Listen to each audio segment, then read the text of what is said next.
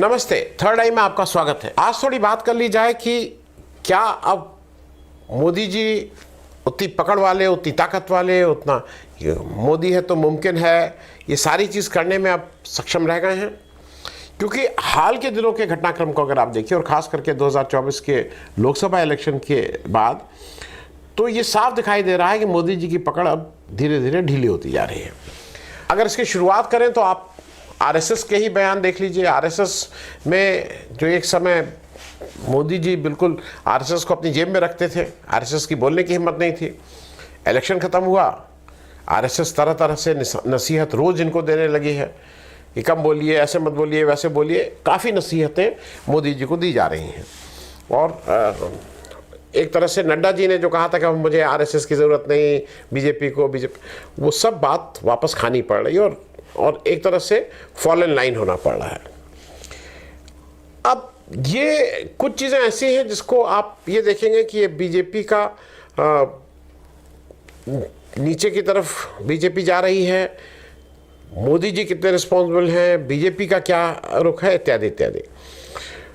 क्योंकि मोदी जी आजकल गैर हाजिर क्यों हैं? मोदी जी जितना आते थे ना, रोज़ कई ड्रेस चेंज करके, मोदी जी बहुत लाइमलाइट में रहना चाहते थे कि रोज़ फोटो आए, रोज़ कुछ आए।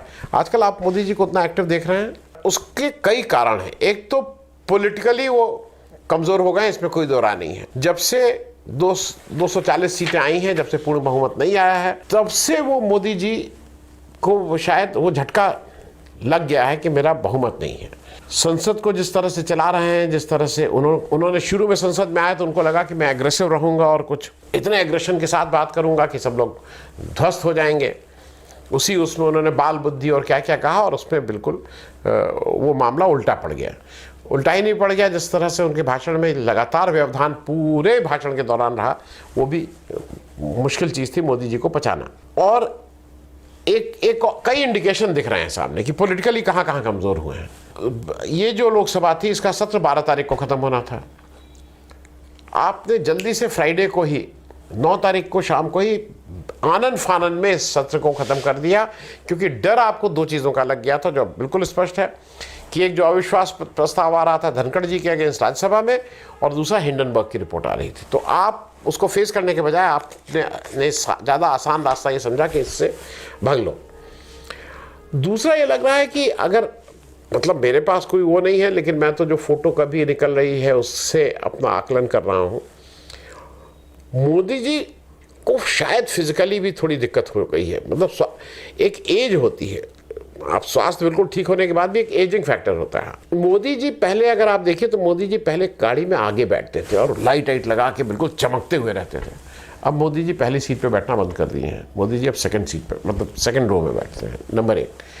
अब आप हाल के दिनों में कभी कभी उनके कुछ निकल रहे हैं तो मोदी जब गाड़ी से उतरते हैं तो उनको एक कोई सहारा देता है एक व्यक्ति। पहले सब सहारा आ रहा कहाँ था, पहले तो खटखट सीढ़ी चढ़ गया, सीढ़ी उतर गए, गाड़ी में बैठ गए, सब नहीं। अब वो सहारे की ज़रूरत पड़ेगी। कुछ और सिम्टम जो सामने दिखाई दे रहे हैं कि ये पकड़ ढीली है या बीजेपी की अंदरूनी जो कलह है उसकी वजह से क्या क्या कारण है। सबसे पहला, बीजेपी का अध्यक्ष अभी तक तय नहीं हो पा रहा है। तो ये आरएसएस बीजेपी के खींचतान की वजह से है कि बीजेपी समझ नहीं पा रही है, निर्णय नहीं हो पा रहा है। नहीं तो पहले तो मोदी जी ने जिसको कह दिया बना तो बना दिया, कोई क्वेश्चन करने की हिम्मत नहीं। लेकिन अब वो वाली बात नहीं है। दूसरा एक और नया इंडिकेशन आया है जो इस बार हो रहा है कि पहली बार जो कैबिनेट मंत्री हैं, जो मंत्री हैं केंद्र सरकार में, वो अपने मनपसंद के अपने अधिकारी रख पा रहे हैं। नहीं तो पहले तो पीएमओ भेजता था कि ये तुम्हारे यहाँ, तुम्हारे यहाँ, तुम्हारे यहाँ, ये तुम्हारे यहाँ, आप इनकी कोई चॉइस नहीं थी। लेकिन अब मंत्री लोग अपने मन मुताबिक अधिकारी रख पाने की छूट मिली है। एक व्यक्ति का और अगर आप देखिए तो मैं इसलिए कह रहा हूँ कि ये कमज़ोरी के जो राजनाथ सिंह जी को आपने कभी देखा था मोदी जी की लाइमलाइट में? वो डिफेंस मिनिस्टर होने के साथ राजनाथ जब जाते थे मोदी जी कहीं डिफेंस के फॉरवर्ड लाइन पे, तो राजनाथ सिंह जी को भी नहीं ले जाते थे। अब राजनाथ सिंह जी एकदम से फेवर में आ गए हैं। जहाँ देखिए राजनाथ सिंह जी, ऑपोजिशन से बात करनी है राजनाथ सिंह जी, उनसे बात करनी है राजनाथ सिंह जी। ये क्यों हो रहा है? इसके दो कारण हैं। एक तो कमज़ोरी जो मैंने बताया कि वो तो है ही, पॉलिटिकली कमज़ोर हुए हैं। बात और मुझे लगती है भाई, जो इन शीर्ष नेतृत्व है अमित शाह और मोदी जी, ये लोग हर एक आदमी को इतनी गाली दिए हुए हैं, हर एक पार्टी को, हर एक इंडिविजुअल को, हर एक को इतनी गाली दिए हुए हैं कि इनका मुंह ही नहीं है किसी से बात करने का। हर एक को गाली गलौज, हर एक से अपशब्द, हर एक से अभद्रता, हर एक के बारे में टिप्पणी, हर एक के बारे में व्यंग, इनकी बात नहीं है। इन दोनों को छोड़ दिए तो बीजेपी के बाकी सारे नेता किसी से भी बात कर सकते हैं, और उसमें राजनाथ सिंह जी सबसे पुराने हैं, यूपी से आते हैं, तो शायद उनको ये आगे करके इस कमी को, क्योंकि ये तो कर नहीं सकते हैं, वो राजनाथ सिंह जी से वो काम करवा रहे हैं। जैसे एक छोटा सा उदाहरण दे दूं, उत्तर प्रदेश से जगदम्बिका पाल जी चौथी पांचवी बार के एमपी हैं। ये लोग उनको, वो जब उनका बहुत मन रहता था कि वो प्रवक्ता के तौर पे बात करें, अपने व्यूज़ दें, मनाही थी, देयर वाज अ बैन, नहीं आप नहीं बोल सकते हैं। अब क्या हुआ है, अब तो वो मतलब आप हर जगह जगदम्बिका पाल नजर आ रहे हैं, जेपीसी के अध्यक्ष जगदम्बिका पाल, तो वो एक कहीं ना कहीं इनको अपने पैर वापस खींचने पड़े हैं अमित शाह जी और मोदी जी को। एक और आपको जो मतलब जहाँ पे मुझे लग रहा है कि ये जो पूरी पकड़ ढीली पड़ी है, उसका एक उदाहरण और बता दूं। संसद में जिस तरह से वक्फ बिल जो आया उसको जेपीसी दे दिया गया, ब्रॉडकास्ट बिल आया उधर चला गया, विड्रॉ हो गया। लॉन्ग टर्म कैपिटल गेन आया, मतलब आज तक ऐसा होता नहीं था। लॉन्ग टर्म कैपिटल गेन में सरकार ने फिर अपने वापस पैर खींच लिए, नहीं पुराना वाला भी चलेगा, खिसियाहट मिटाने के लिए कहे नहीं, नई वाला भी होगा, पुराना वाला भी रहेगा, जिसको मन चाहे, तो सबको तो मन पुराने ही वाले पे चाहेगा। अब इनके लिए दो नॉन आरएसएस जो चीफ मिनिस्टर हैं वो मोदी जी के लिए अच्छा सिरदर्द है। एक तो पार्टी के लिए भी है, और वो बीजेपी के ओवरऑल उसमें वोट बढ़ाने की जगह घटाने का काम कर रहे हैं। दूसरे पार्टी के लिए तो नहीं है, लेकिन मोदी जी और अमित शाह के लिए थोड़ा सिरदर्द हो गए हैं। तो पहले हैं असम के हिमंता बिस्वा शर्मा, और दूसरे उत्तर प्रदेश के योगी जी। मोदी जी योगी जी को छोड़ दिए तो बाकी सारी बीजेपी उनकी यूटिलिटी है, उनकी नेतृत्व है, अगर लोगों को लगता है कि भाई इनके रहने से हमारा फायदा है। अमित शाह को छोड़ दिया, अमित शाह की ही मेन दिक्कत है योगी जी से। लेकिन हिमंता बिस्वा शर्मा जो है वो, इसलिए मैं कह रहा हूँ वो हमारे अमित शाह ने उनको हैंडपिक किया था, हैंडपिक करके उनको मतलब 2000 जब तोड़ के लाए तो बहुत बड़ा अचीवमेंट था। लेकिन अब जो हमारे अमित शाह जी के 3 क्राइटेरिया होते हैं, और उस पर हमारे हिमंता बिस्वा शर्मा बिल्कुल खरे उतरते हैं। पहला क्राइटेरिया कि जो व्यक्ति आए जिसको तोड़ गया वो भ्रष्टाचार के आरोपों से लिप्त होना चाहिए, क्योंकि तभी तो कंट्रोल रहेगा, तभी ईडी का डर, फाइल का डर, ये दिखाना कि, तो वो अमित शाह को इसी तरह के व्यक्ति पसंद आएंगे जो भ्रष्टाचार का कोई आरोप हो जिनके ऊपर। दूसरा, वो जो मोदी जी जिस तरह के हिंदुत्व की बात करते हैं, जो नफरत है, जिसमें मुसलमानों के लिए गाली है, वो वाला हिंदुत्व की कोई बात करता हो तो और दुलारा। लेकिन इन सबके ऊपर जो सबसे प्राइमरी क्वालिफिकेशन, और जिससे बिल्कुल इनको लगता है कि इनको तो डायरेक्ट इनका रिक्रूटमेंट कर देना चाहिए, वो है कांग्रेस को गाली, और खास करके राहुल गांधी को गाली। अगर कोई ये काम कर रहा है तो फिर तो वो मतलब उससे अच्छा कोई व्यक्ति है ही नहीं। हिमंता बिस्वा शर्मा ने जब राहुल गांधी अपनी दूसरी भारत जोड़ो न्याय यात्रा कर रहे थे तो असम में क्या क्या नहीं किया, लाठीचार्ज हुआ, फिर कहा कि अब इलेक्शन खत्म हो जाएगा, सबको जेल में डाल दूंगा, ये करूंगा वो करूंगा। अब शब्द क्या, तो उनका कोई मुकाबला नहीं है। वो कुछ ऐसे शब्द यूज करते हैं। अभी वो भाषण में कह रहे थे कि मैं तो पागल कुकुर हूँ, अपने को कह रहे हैं मैं पागल कुकुर हूँ और मैं किसी को काट लूंगा। अभी ऐसे व्यक्ति के बारे में आप क्या बोलिएगा।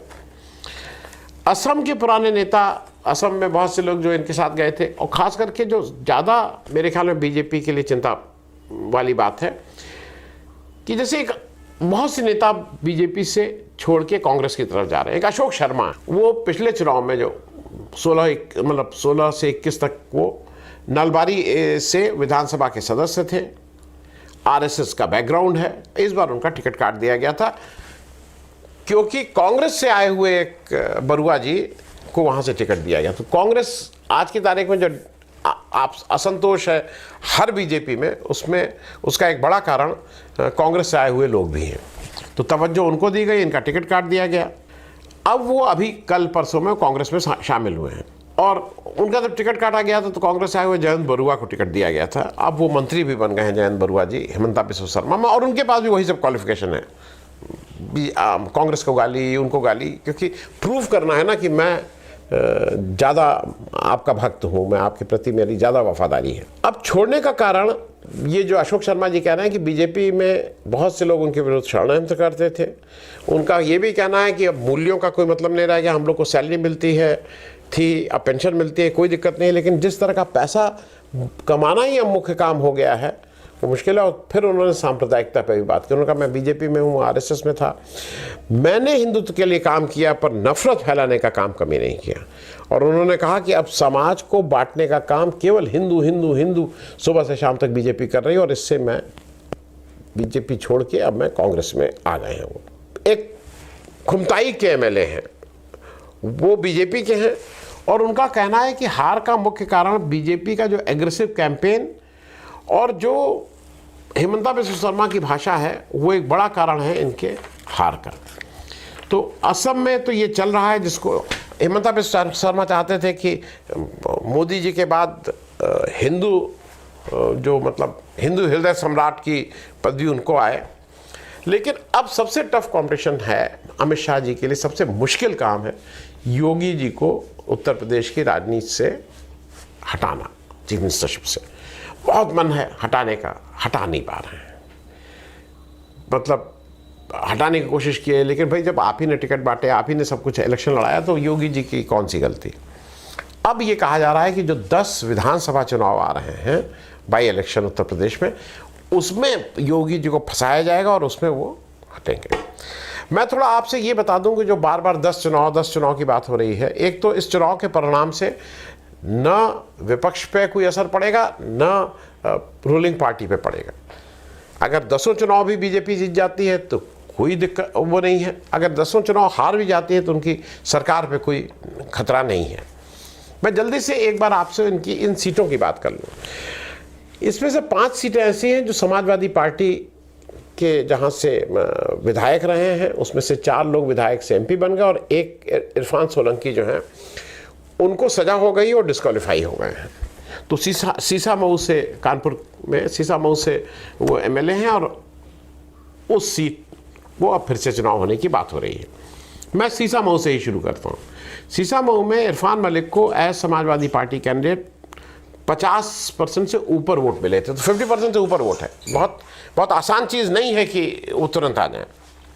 अब आ जाइए कटहरी में बीजेपी 1991 में एक बार जीती है, अंबेडकर नगर की सीट है, एक बार सिर्फ जीती है वहाँ इलेक्शन। तो वहाँ इतना आसान नहीं है, खास करके इस समय जब इंडिया गठबंधन का पूरा एडवांटेज है। फिर आ जाइए कुंदरकी में बीजेपी केवल एक बार जीती है। मैं इसलिए कह रहा हूँ कि वो ज़ियाउर रहमान बर्क जो वहाँ से एमपी हुए हैं, बर्क साहब जो सीनियर बर्क थे उनके पौत्र हैं, और वो पिछला इलेक्शन 2022 का करीब 43,000 वोट से जीते थे। सपा से छीनना बहुत आसान नहीं होगा। करहल जो है वो अखिलेश यादव जहाँ से एमएलए थे, अब छोड़ दिया है, वहाँ से आज तक बीजेपी नहीं जीती है। समाजवादी पार्टी पिछले 7 विधानसभा इलेक्शन लगातार जीत रही है। तो आपको लगता है कि कोई उम्मीद है? और एक आखिरी सीट, 5वीं सीट मिल्कीपुर है, यहाँ से 3 बार बीजेपी जीती है, 1969, 1991 और 2002। यहीं के विधायक थे अवधेश प्रसाद जी, जो अब अयोध्या से एमपी हो गए हैं, और शायद सारा कुछ मिल्कीपुर पे रहेगा कि किसी तरह से अवधेश प्रसाद मतलब वहाँ से वो सपा से सीट छीन ली जाए। वहाँ पे इन्होंने अपने 4 वो लगाए गए हैं, मंत्री लगाए गए हैं, योगी जी खुद उसको देख रहे हैं। तो इन सारी सीटों में उनके लिए प्रेस्टीज है। बाकी मेरे हिसाब से 5 सीटों में बीजेपी सपा को हराना थोड़ा मुश्किल ही रहेगा। 2 सीटें ऐसी हैं जो इनके सहयोगी पार्टी की थी। मझावा जो निषाद पार्टी की थी, उसको भी बीजेपी सिर्फ 3 बार जीती है, 69, 96 और 2017 में। अदरवाइज ये मिर्ज़ापुर में जो अपना दल से जहां अनुप्रिया पटेल हैं, उसी मतलब लोकसभा सीट वही है, इसके नीचे की ये सीट है। और मुझे इस बार नहीं लगता है कि वहां पे कोई बहुत अच्छी स्थिति मतलब वो फाइट रहेगी। एडवांटेज मैं इंडिया गठबंधन को दूंगा। मीरापुर 2012 से नई कंस्टिट्यूंसी बनी, बिजनौर लोकसभा के नीचे आती है, लेकिन वहाँ से बीजेपी 2017 में एक बार जीती थी 193 वोट से, 193 वोट से। और आरएलडी जो सपा के साथ गठबंधन में पिछला इलेक्शन 2022 का लड़ी थी, वो करीब 27,000 वोट से पिछली बार जीती थी।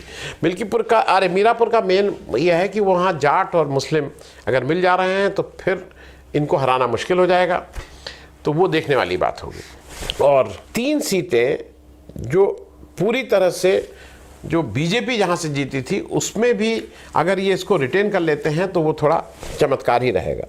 गाज़ियाबाद बहुत, पिछला इलेक्शन जो वीके सिंह साहब जीते थे वो करीब 5 लाख वोट से जीते थे, इस बार वो घट के लोकसभा इलेक्शन 3 लाख रह गया है। गाज़ियाबाद जो विधानसभा कंस्टिट्यूंसी है, जो विधायक जी अब MP हो गए हैं, वहाँ पे भी बढ़त घटी है। पिछले विधानसभा 2022 के विधानसभा चुनाव के मुकाबले 2024 का जो लोकसभा चुनाव हुआ है उसमें विधानसभा की उस सीट में बढ़त घटी है।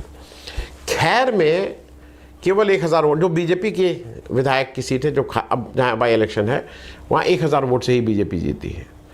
और जो फूलपुर है जहाँ से बीजेपी के विधायक MP हो गए हैं, वहाँ बीजेपी इस लोकसभा इलेक्शन में उस विधानसभा में हार गई है। अब मैं एक बात कह के इस चीज़ को ख़त्म करूँगा। 2-3 चीज़ें हो रही हैं। पहली बार मायावती जी कह रही हैं कि हम बाई इलेक्शन भी लड़ेंगे, हालांकि अभी तक डिक्लेयर्ड पॉलिसी वो कहती हैं हम लोग बाई इलेक्शन नहीं लड़ते हैं। अब क्यों लड़ रही हैं ये जग जाहिर है, उसमें कोई बहुत बताने की ज़रूरत नहीं है। लेकिन मायावती जी ने बहुत से मुस्लिम को वोट दिया, हमको टिकट दिया। जब वो नहीं जीत पाई कोई सीट तो उन्होंने मुसलमानों को बुरा भी कहा कि ये नहीं है, वो वोट नहीं देते हैं और ये हैं और मैं आगे से नहीं दूंगी इत्यादि इत्यादि। वो क्यों बाई इलेक्शन लड़ रही हैं, उसका साफ कारण ये है कि उनको लगता है कि उनके इस लड़ने से बीजेपी को थोड़ी एडवांटेज हो जाएगी। एक बात मैं लेकिन और कह रहा हूँ कि ये बिल्कुल चेस का खेल है। जो प्रमुख 2 लोग हैं जो मुख्यमंत्री के दावेदार भी अपने को मानते हैं और योगी जी को को थोड़ा हिलाने के चक्कर में भी रहते हैं, उसमें एक नाम केशव प्रसाद मौर्य जी का है। केशव प्रसाद मौर्य जी की ड्यूटी लगी है फूलपुर में, which is not a very easy thing. और ब्रिजेश पाठक जी जो हर जगह रहते हैं, बहुत खास हैं अमित शाह के, उनकी ड्यूटी लगाई गई है करहल, जिसमें आज तक बीजेपी नहीं जीती है। अखिलेश यादव जहाँ से सिटिंग MLA थे। तो मेरा अपना मानना ये भी है कि योगी जी एक लॉन्ग टर्म ये भी कर रहे हैं कि जो उनके विपक्षी विद इन द बीजेपी हैं उनका भी मुंह कैसे चुप किया जाए और उनकी भी ताकत कैसे कम की जाए। एक काम मैं आखिरी बात कह के आपको ख़त्म करूँगा। केशव प्रसाद मौर्य को पल्लवी पटेल जिन्होंने हराया था, उनको भी अब योगी जी अब वही सब काम कर रहे हैं जो केशव प्रसाद मौर्य करते थे। अब उनको बुला के एक दिन चाय पिला चुके हैं ऑलरेडी। लोग कहते हैं कि अगर केशव प्रसाद मौर्य जी ज़्यादा उड़ेंगे तो पल्लवी पटेल को बीजेपी ज्वाइन करा लिया जाएगा। तो फिलहाल मोदी जी और अमित शाह उत्तर प्रदेश की पॉलिटिक्स में इस समय केवल स्पेक्टेटर रह गए हैं, वो अब प्लेयर नहीं रह गए हैं। जिस तरह की ताकत अमित शाह की होती थी, ये करो वो करो इसको करो, वो है।